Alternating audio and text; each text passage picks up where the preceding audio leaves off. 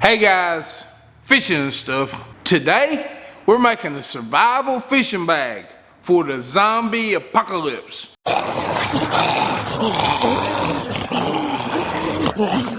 Stick around. Today we're making a survival fishing bag, and it's not necessarily for the zombie apocalypse, it's just for survival. You could use it camping, you could keep one in your car. You're gonna see some things on this video that you probably ain't seen before, and it's really awesome. Today we are making a survival fishing bag, but normally I make DIYs. And if you've never been on my channel before, go over there and check it out. I got a long list of DIYs that'll help you save some money. And if you see something you like, click subscribe and click the bell so that YouTube will notify you when I post videos and you can watch them. And subscribing is totally free. I'm just saying. Well, let's quit wasting time and let's get started on this survival fishing pack. Okay, so the first thing we're gonna need for our survival fishing bag is a bag. And I bought this bag off of Amazon. It's a really nice bag, and when it's full it opens up pretty big. It's got pockets all over it. Come with that little flag, which I like. There's a pocket up here, pocket here, and there's two big pockets.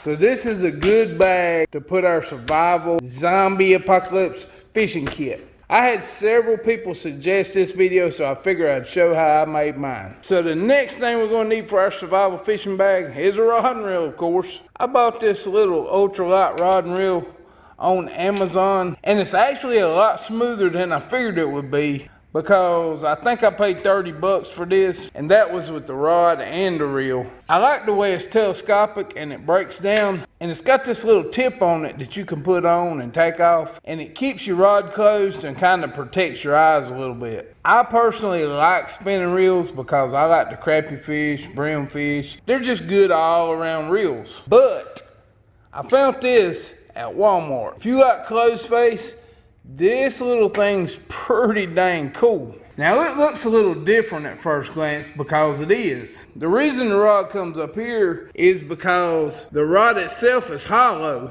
It don't have eyes on it. The line runs through the rod. That's a pretty good idea.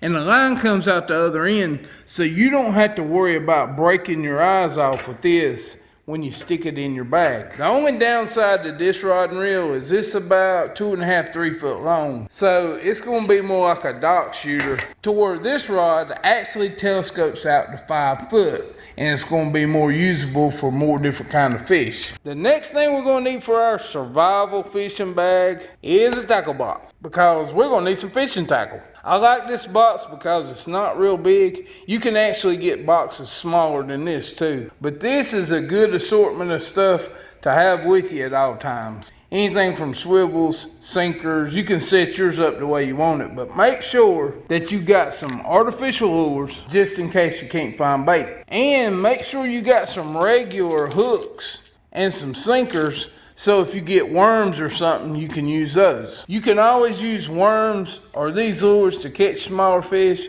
and then you can use those fish to catch bigger fish. Speaking of bigger fish, this has been bothering me. The reason you guys don't catch big fish is because you use these itty bitty hooks like this. I mean, how you gonna catch a 100-pound fish with a little bitty hook like this? Cause if you wanna catch man-sized fish, you need a man-sized hook. That's why I catch big fish.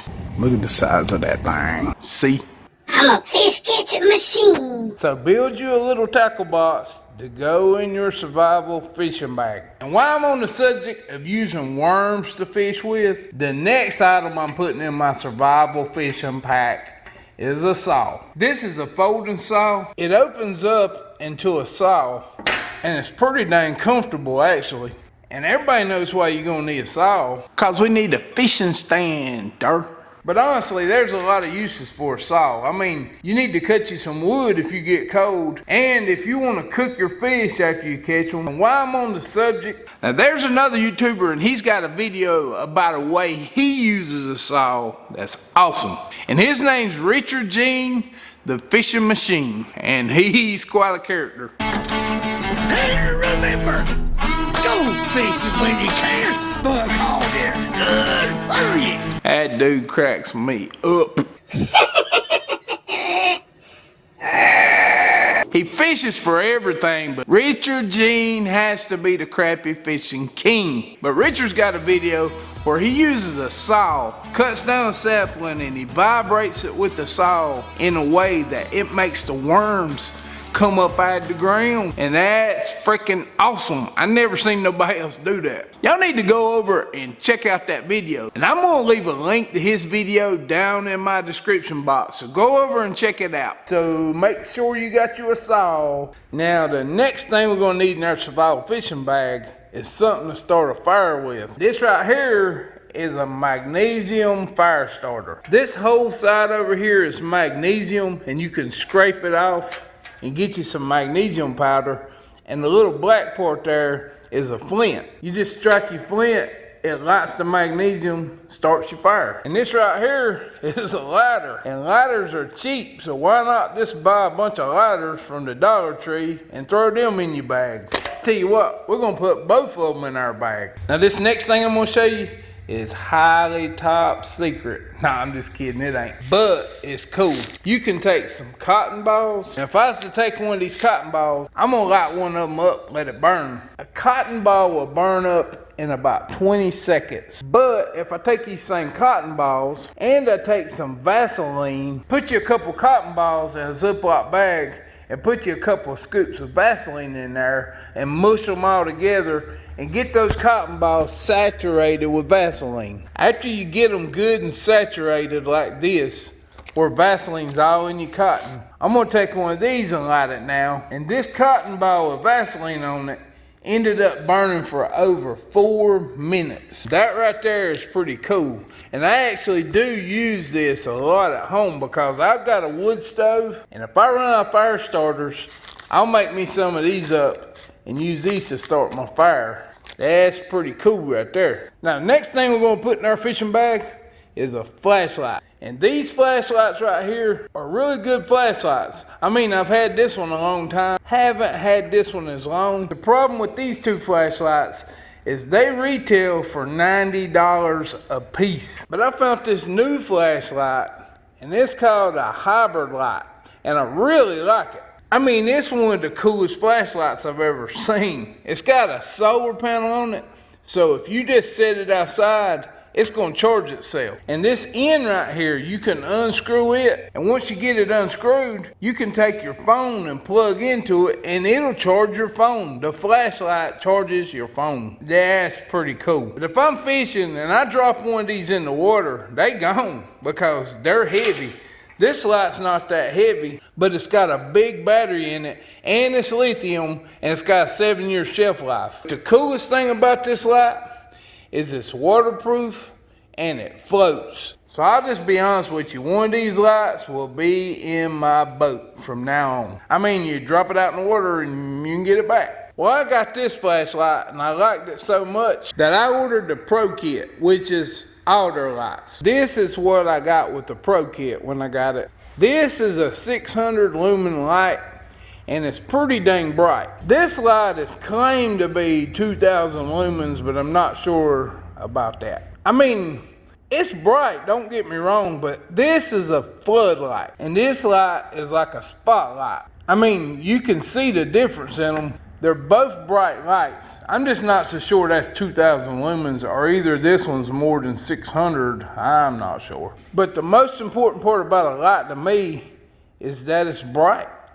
I mean, if a light ain't bright, what good is it? I'm just saying. But what I got in this kit was a lantern that's 600 lumens. This light here, which is a work light, it come with it and you can bend it. It's got magnets on the bottom. It's pretty dang bright too. This flashlight comes in the kit and it's 300 lumens. And it come with this lantern, which is pretty dang awesome because this thing shrinks down to hardly nothing and you can open it up. And this lantern comes with a Bluetooth speaker. If you're a camper, you can hang this thing in your tent and listen to some tunes, and it's got a light. So when you're in your tent, you can see what you're doing. That's pretty cool. And it comes with a headlight. And not only is it a headlight, but you can put this clip on it and you can put it on your hat. Because I don't like these things on my head, I can just clip this to the brim of my hat. That's pretty cool. Ooh, look at that. This even got a red light so you don't lose your night vision. That's pretty cool for fishing.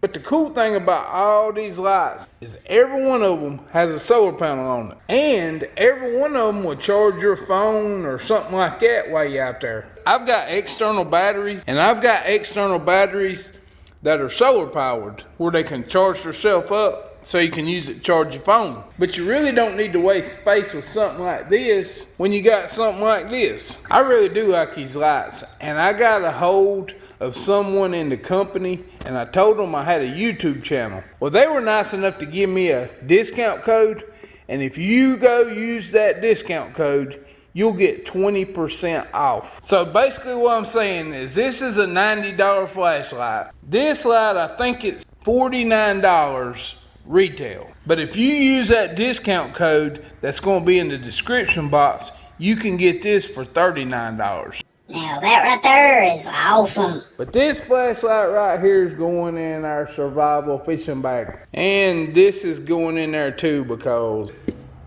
you gotta like it. That's cool. Now the next thing we're putting in our survival fishing bag is one of my favorites.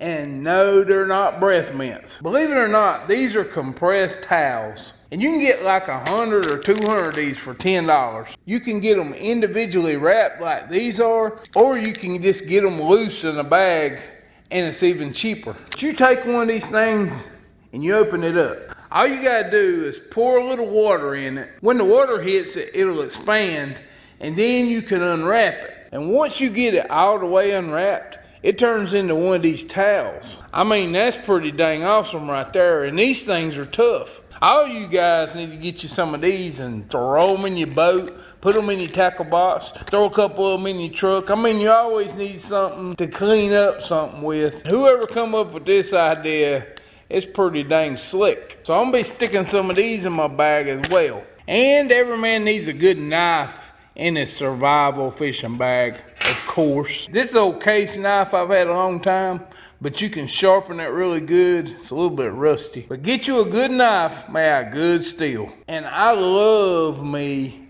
a good fillet knife. And this here is probably my favorite brand of fillet knife. But if you don't have something to cover up this blade, it can be dangerous. Plus it takes up more room like this. Well, I really like these folding fillet knives. And they fold up when you're not using them, so they're a lot safer.